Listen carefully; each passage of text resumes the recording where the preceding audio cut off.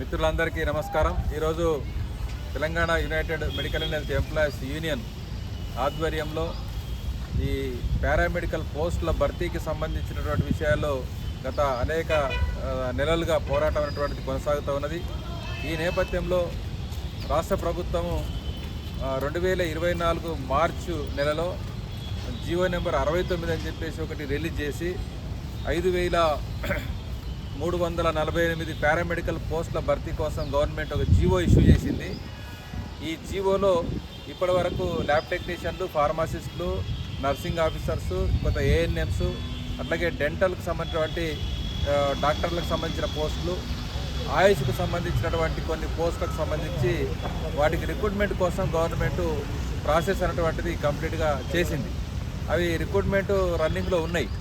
కానీ ఇదే జీవోలో టెక్నీషియన్లకు సంబంధించినటువంటి పోస్టులు కూడా శాంక్షన్ చేసింది గవర్నమెంట్. ఆ పోస్టులకు సంబంధించింది ఇప్పటిదాకా నోటిఫికేషన్ కూడా వేయని పరిస్థితి మనం చూస్తూ ఉన్నాం. వాటిలో కీలకమైనది అనస్థీసియా టెక్నీషియన్ అని చెప్పేసి ఒక కేటగిరీ ఉంది. అది గత 10-20 సంవత్సరాలుగా ఎప్పుడు ఈ రిక్రూట్మెంటే జరగలేదు.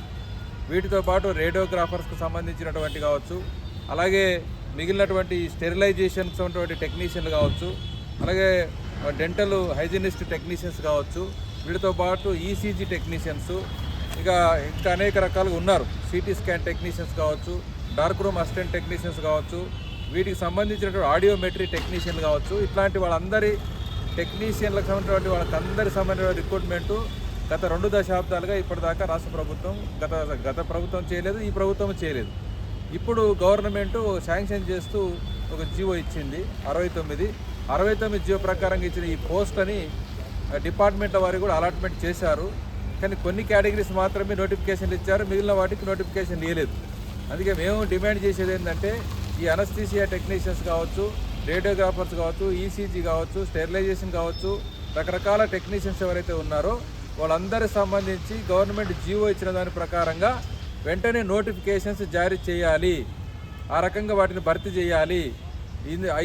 ఈ యొక్క టెక్నీషియన్స్ పోస్టులలో సుమారుగా 34 మెడికల్ కాలేజీల్లో, జనరల్ హాస్పిటల్స్లో వందలాది మంది గత అనేక సంవత్సరాలుగా కాంట్రాక్ట్ అవుట్సోర్సింగ్ పద్ధతిలో పనిచేస్తున్నారు.